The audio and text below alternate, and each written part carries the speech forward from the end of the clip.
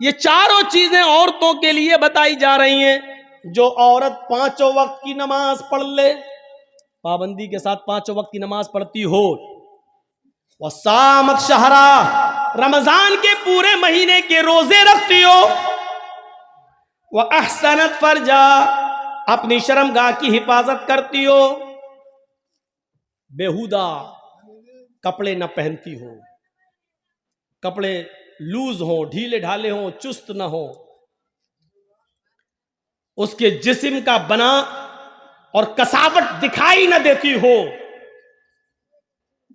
ढीले ढाले कपड़े पहनती हो, वह अतात बालहा, और अपने शौहर की इताअत व फरमा बरदारी करती हो, अपने शौहर की सेवा में, अपने पति की सेवा में कमी न करती हो।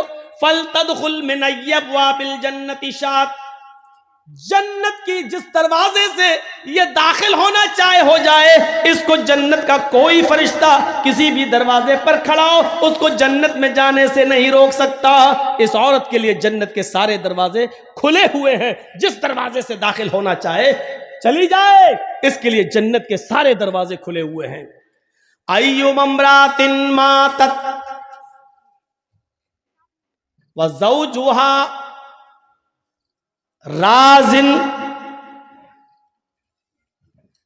अगर किसी औरत का इंतकाल हो जाए, अगर कोई औरत मर जाए, लेकिन मरते वक्त वह ज़ौजुहा राजिन, उसका शौहर उससे राजी हो, उसका पति उससे राजी हो, जो औरत इस हाल में मरी हो कि मरते वक्त उसका पति उससे खुश था, मरते वक्त उसका पति उससे राजी था, दखलतिल जन्नह, तो अल्लाह ताला इस औरत को जन्नत के अंदर दाखिल करेगा। इससे पता चलता है कि जिस औरत की मृत्यु हो गई, जिस औरत की मौत हुई और उसका पति उससे राजी नहीं था, तो वो चाहे कितनी नमाजी रही हो, चाहे कितनी रोजेदार रही हो, चाहे कितनी तहज्जुदें पढ़ती रही हो, लेकिन मरते वक्त अगर उसका पति उससे राजी नहीं था, तो ये औरत इतनी नमाजें पढ़ने के बाद, रोजे रखने के बाद और तहज्जुद पढ़ने के बाद भी जन्नत में नहीं जा सकेगी। औरतों की नमाज और रोजा और हज और ज़कात, ये डिपेंड करता है शौहर की मर्जी पर, शौहर की खुशी पर, उसके पति की मर्जी पर, पति की खुशी पर। अगर शौहर राजी तो औरत जन्नती, मरते वक्त अगर शौहर नाराज तो औरत जहन्नमी, नहीं जा सकती जन्नत के अंदर। इन चीजों पर हमें गौर करना है। आए अल्लाह के नबी सल्लल्लाहु अलैहि वसल्लम, हमें जन्नत में जाने का रास्ता बताओ, हम जन्नत में जाना चाहते हैं, हम क्या करें? फरमाया अफ़शुस सलाम, उड़ते बैठते चलते फिरते मोहल्ले में, गांव में, शहर में, जो मिलता है जानता हो या ना जानता हो, जानने वाले और अनजान हर आदमी से सलाम करते हुए जाओ, सलाम फैलाओ। सुनो जन्नत में जाने का अमल, अफ़शुस सलाम, सलाम फैलाओ। जा रहे हैं, आदमी है तो मुसलमान, है तो गांव का ही, लेकिन हम जानते नहीं कौन है, फिर भी उसको कहो सलाम वालेकुम। जानते हो उसको भी और ना जानते हो उसको भी, चाहे उससे तुम्हारा तारुफ हो या ना हो, लेकिन अगर तुम्हें इल्म है कि ये मुसलमान है तो उससे सलाम किया जाएगा। किसी काफिर को अस्सलाम वालेकुम नहीं कह सकते हो, किसी गैर मुस्लिम को अस्सलाम वालेकुम नहीं कह सकते हो। आधा वर्ष, हाँ ठीक है, हाँ ठीक ठीक ठीक, बहुत अच्छा, ठीक, कैसे, ठीक है, हाँ भैया कैसे हो, ठीक है, आदाब आदाब आदाब, ये सब सही है, चलेगा, लेकिन अस्सलाम वालेकुम नहीं, क्योंकि काफिर दुआ का मुस्तहिक नहीं। तुम पर अल्लाह की सलामती हो, ये दुआ किसी काफिर को नहीं दी जा सकती। अब सलाम को आम करो, चाहे जानते हो या ना जानते हो, लेकिन होना चाहिए वो मोमिन मुसलमान। अस्सलाम वालेकुम। जरजीत साहब बहुत पहुंचे हुए मौलाना है, इंडिया नहीं वर्ल्ड में उनका नाम है, हम क्यों सलाम करें? ये आने वाला आदमी हम ही से सलाम करेगा। इस चीज को छोड़ो। अल्लाह तबारक व तआला, अल्लाह के नबी ने तकब्बुर को मिटा दिया। जानने अनजाने वाले सबको तुम सलाम करो। हाँ इतना जरूर है, छोटा बड़े को सलाम करे, छोटा युसल्लिमु सगीर अलल कबीर, छोटा बड़े से सलाम करे। अब छोटे आदमी को अकल नहीं है, नहीं बड़ा सलाम करा तो बड़ा भी सलाम कर सकता है। अल्लाह के रसूल तो बच्चों से भी सलाम करते थे। तो पहली चीज सलाम के उसूल समझ लो, हमेशा छोटा आदमी बड़े को सलाम करेगा, लेकिन अगर छोटा सलाम नहीं कर रहा है तो बड़ा सलाम करने में पहल कर सकता है, कोई हर्ज की बात नहीं। छोटा बड़े को सलाम करेगा, पैदल चलने वाला और एक आदमी वहां से मोटरसाइकिल से या साइकिल से आ रहा है तो अर्राकिब युसल्लिम अलल माशी, तो जो सवारी पर आ रहा है, सवारी पर चलने वाला पैदल चलने वाले से सलाम करेगा। अदब देखिए, घमंड तोड़ा अल्लाह तबारक अल्लाह के रसूल ने। पैदल चलने वाले को मामूली मत समझो, तुम सवारी पे आ रहे हो तुम सलाम करो पैदल चलने वाले से। बड़ी गाड़ी वाला छोटी गाड़ी वाले से सलाम करेगा। हम जर्जी साहब यहां बाइक से जा रहे हैं और उधर कोई फोर व्हीलर से आ रहा है तो फोर व्हीलर वाला सलाम करेगा मोटरसाइकिल पर चलने वाले को। छोटा बड़े को सलाम करेगा, सवार पैदल को सलाम करेगा। हां, अगर जानते हो कि इस आदमी से सलाम की उम्मीद नहीं है तो पैदल चलने वाला भी सवार आदमी से सलाम कर ले। अगर जानता है बड़ा आदमी है तो सलाम करेगा नहीं, चलो हम ही सलाम कर लें, ऐसी सूरत में कर लो, कोई दिक्कत की बात नहीं है। लेकिन उसूल और ज़ाब्ता यही है कि छोटा बड़े को सलाम करे, सवार पैदल को सलाम करे। फरमाया अफ़शुस सलाम, सलाम को आम करो, वातिमुत ताम, हर भूखे को खाना खिलाओ, चाहे वो तुम्हारे दरवाजे पर मांगने आया हो या कुछ लोग ऐसे हैं जो भूखे हैं लेकिन शर्म की वजह से तुमसे मांग नहीं पा रहे हैं। उनका पता लगाओ कि वो कौन है, उनको ढूंढो और पता लगाओ इन्होंने खाना खाया या नहीं, उनको अपने घर पे लाओ। तो शर्म लग रही है, आपको मालूम है कि वो लोग बड़े खुददार हैं, मांगेंगे नहीं लेकिन भूखे हैं, तो अपने घर से खाना ले जाकर उनके घर ले जाकर पहुंचाओ। अतिमुत ताम, भूखों को खाना खिलाओ। वसलुल अरहाम, रिश्तेदारियों को जोड़ो। आपको मालूम है ये मेरी खाला है, ये भांजा है, भांजा खाला से नाराज है, ये दोनों सगी बहनें आपस में नाराज हैं, ये फला गली का लड़का या फला हमारी गली के लड़के से नाराज है, ये रिश्तेदारियों में फर्क है। वसलुल अरहाम, तो तुम रिश्तेदारियों को जोड़ो, आपस में एक दूसरे के ताल्लुक को कायम करो। अल्लाह के नबी ने क्या जन्नत में जाने के उसूल और ज़ाब्ते बताए। अफ़शुस सलाम, सलाम फैलाओ, सलाम को आम करो। वअतिमुत ताम, खाना खिलाओ भूखों को, चाहे वो मांगने वाले हो या बेचारे मारे शर्म के मांग न पा रहे हो, उनको खाना खिलाओ।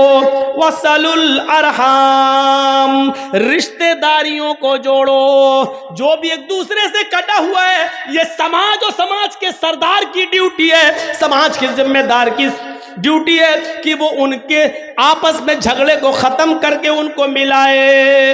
और चौथी चीज बताई, वक़ूमू बिल्लैली वन्नासु नियाम, लोगों जब सारी दुनिया ख्वाब खरगोश में सो रही हो, जब सब खर्राटे लेकर मीठी मीठी नींद के मजे ले रहे हो और सब अपनी सख्त सर्दियों की रातों में अपने मुंह पर कंबल ढांक कर सो रहे हो, ऐसी ठंडी रात में उठकर वुजू बनाकर अपने घर के कोने में मुसल्ला बिछाकर अल्लाह की इबादत करो, क़याम करो, रात को जागो, नमाज पढ़ो, तहज्जुद पढ़ो और कुरान की तिलावत करो।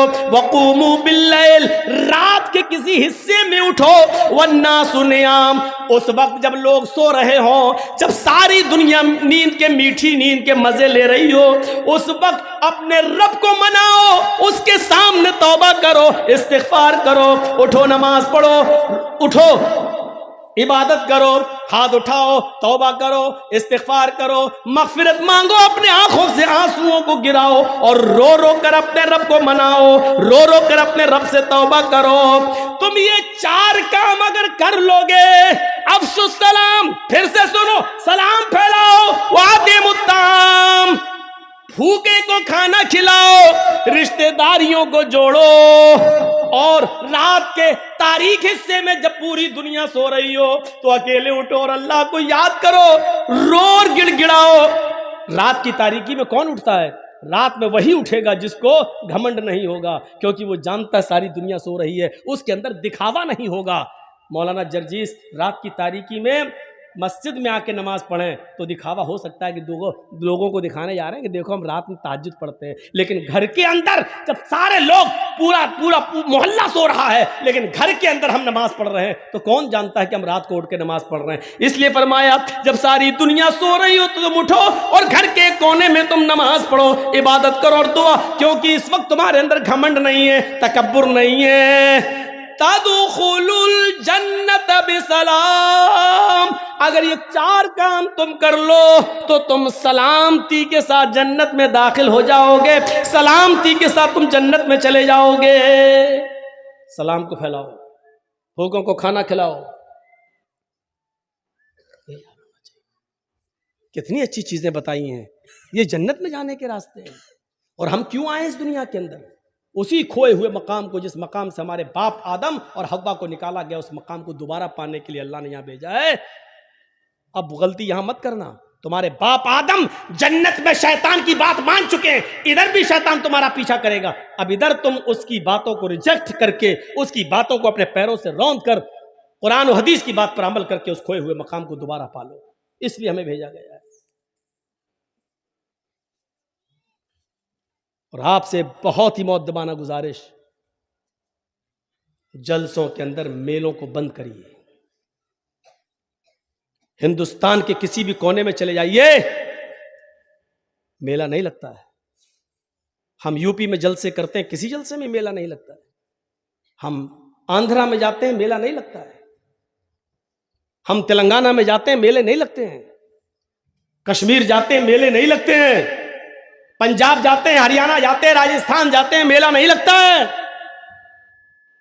सिर्फ बिहार के चंद इलाकों में और बंगाल में तो पूरे बंगाल में तो कहीं दिखते ही नहीं कि मेला ना लगता हो। सिर्फ आप ही नहीं, और मेलों में जितना नंगा नाच होता है वो मेरे भाइयों बयान करने के लायक नहीं। जिस तरीके से जवान लड़कियों की भीड़ होती है, ये बयान करने के लायक नहीं है। किस मुंह से तुम हिजाब के खिलाफ आंदोलन करोगे? किस मुंह से करोगे? तुम अपने जलसों में, जब मेले में आने वाली और इन ड्रामेबाज जवान लड़कियों को उनकी पोशाक और उनकी लिपस्टिक और क्रीम और पाउडर से नहीं रोक सकते हो, और मेले में उनके ऊपर बैन नहीं लगा सकते हो, तो हिजाब क्या कायम करवा पाओगे आप? हिजाब तो उतरवाया जा रहा है, उसके जवाब में होना तो यह चाहिए था कि अच्छा हमारी मुस्लिम बेटियों से हिजाब उतरवाएगा। इस जिद में पूरे हिंदुस्तान की सारी औरतों को हिजाब पहनना शुरू कर देना चाहिए था कि हिजाब सिर्फ उस लड़की का मसला नहीं, हमारे इस्लाम से जुड़ा हुआ एक अहम मसला है। होना तो यह चाहिए था।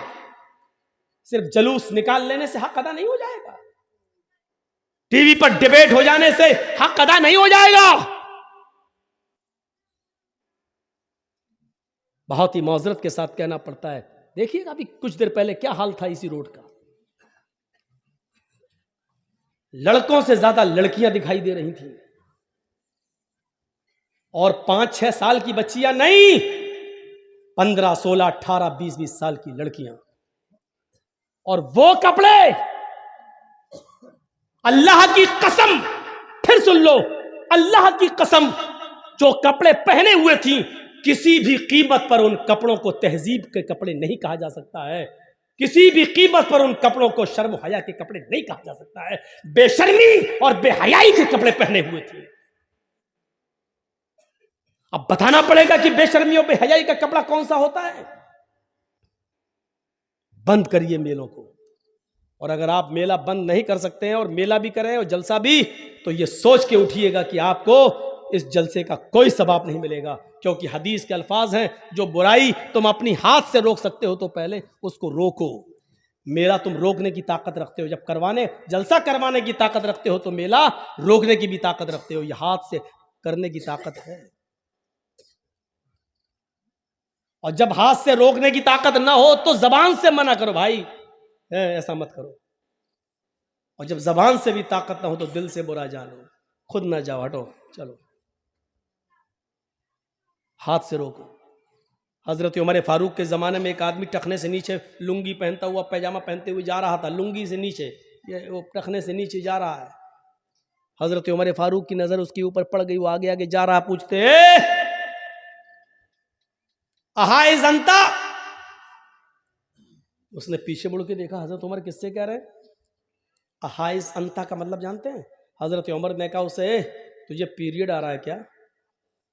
औरतों को जो महीने में कुछ दिन, मखसूस दिन जो उनको गुजरना पड़ता है एमसी से, उनको कुछ दिन, 4-5 दिन जो उनको ब्लड आता है, उस महीने को उसको कहते हैं पीरियड, महीना। तो हजरत उमर ने उससे कहा, अहाइज अंता, क्या तुझे पीरियड आ रहा है, महीना आ रहा है? वो पीछे मुड़ के देखता है, किसको कह रहे हैं अल्लाह के हजरत उमर? तो कहा कि जी किसको कह रहे हैं? कहा तुमसे कह रहा हूं। मुझसे? हंसते हुए वो कहता मुझसे? कि हाँ। हंसते हुए कहता, अमीरुल मोमिनीन आपका दिमाग तो सही है, हल यहीजुर रजुल, क्या मर्द को भी महीना आता है? देखिए सवाल क्या किया उसने, हल यहीजुर रजुल, क्या मर्द को भी पीरियड आता है? तो हजरत उमर ने कहा, क्या मर्द भी टखने से नीचे पैजामा पहनता है? यानी टखने से नीचे कपड़ा पहनने का हुक्म तो अल्लाह के रसूल ने औरतों को दिया है। नीचे इतना नीचा कपड़ा हो, इतनी नीची शलवार हो, इतनी नीची साड़ी हो कि जमीन की मिट्टी को छूते हुए जाए, जमीन की मिट्टी से चिपक कर जाए, जमीन पर लटकती हुई जाए, उसकी चप्पल भी नजर नहीं आनी चाहिए। यह है औरत का पर्दा। टखने से नीचा कपड़ा तो अल्लाह के रसूल ने औरत को पहनने का हुक्म दिया है, और तुम टखने से ऊपर पहने हुए हो, तुम टखने से नीचे पहने हुए हो, यानी औरतों वाला कपड़ा पहने हो, औरतों वाला काम कर रहे हो। जब कपड़ा पहनने में, पैजामा पहनने में जब औरतों वाला काम इस्तेमाल कर सकते हो, तो हो सकता है कि तुम्हें महीना भी आ रहा हो। जेब सिक्कीन, छुरी लाओ, और छुरी से उसका पैजामा काट दिया। उसने कहा अमीरुल मोमिनीन मैं घर पे छोटा कर लूंगा। कहा नहीं, उसका पैजामा वहीं से काट दिया और कहा कि सुनो, अल्लाह के नबी ने फरमाया जब कोई बुराई अपनी आंख से देखो तो अपने हाथ से दूर करो। मुझे, मेरे अंदर हाथ से दूर करने की ताकत थी। कौन है इसका जिम्मेदार? कौन करेगा? अभी इस समाज में कोई लड़का किसी लड़की को लेके भाग जाए, 2-4 दिन के बाद पकड़ा जाए, पंचायत बैठ जाएगी, इतना जुर्माना, इतना ये वो, शादी करो, ये करो, नहीं करे तो इतना जुर्माना, तेरी हिम्मत कैसे पड़ी? सब गांव के सरदार बैठ जाएंगे। एक लड़का लड़की को लेके भागता, पंचायत बैठ जाती है।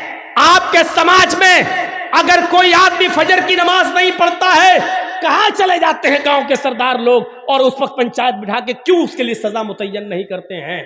बताइए। आपके समाज में कोई आदमी शराब पी के घर पे आ जाता है, समाज का सरदार क्या करता है? मीटिंग नहीं बुलाता है, उस पर एक्शन नहीं लेता है।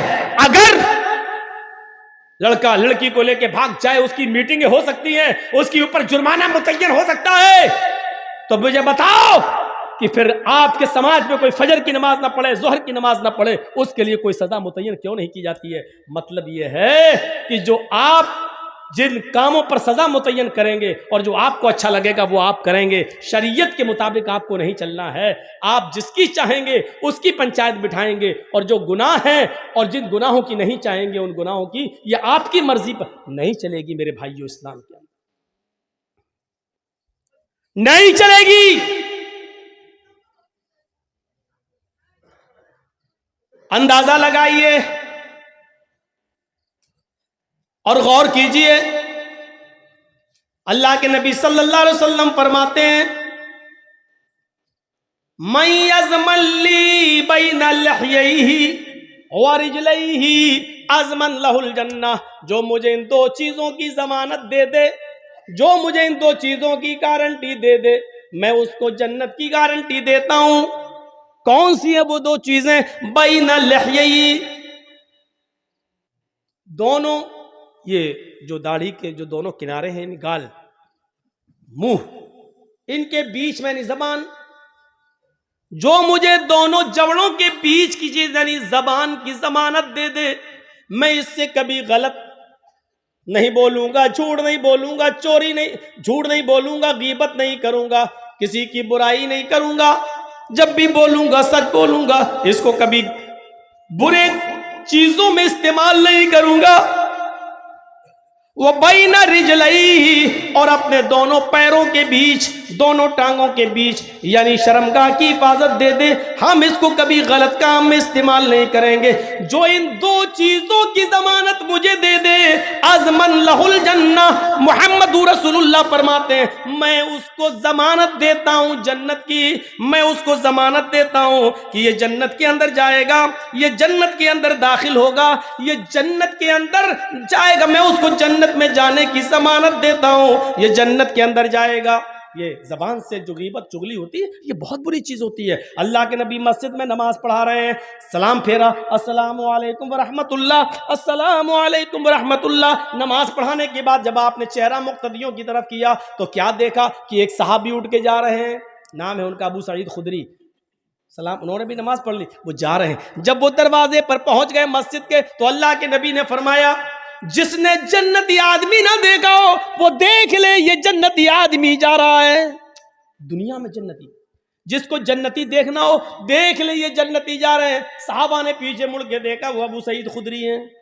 दूसरे दिन आपने फिर नमाज पढ़ाई, जब सलाम फेरा, अबू सईद खुदरी फिर उठ के जाने लगे, तो अल्लाह के नबी ने कहा जिसने जन्नती ना देखा हो वो देख ले, ये जन्नती जा रहा है। साहबा ने फिर पीछे मुड़ के देखा तो वही अबू सईद खुदरी हैं। तीसरे दिन आपने फिर फरमाया जिसने जन्नती ना देखा वो देख ले, ये जन्नती सहाबी है, ये जन्नती आदमी जा रहा है।